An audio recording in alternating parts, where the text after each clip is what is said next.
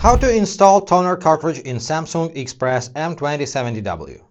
Open the scanning unit until it gets fixed into place.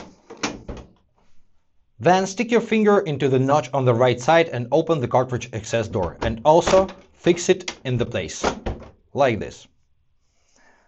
Grab the handle of your old cartridge and pull it up and toward you. You will easily remove your old cartridge from the slot. Next, unbox your new cartridge and remove all protective materials, including films, protective rings, and protective plastic covers. Hold the cartridge so that the label with the product number faces you and the print head faces the printer, and glide the cartridge down to the printer.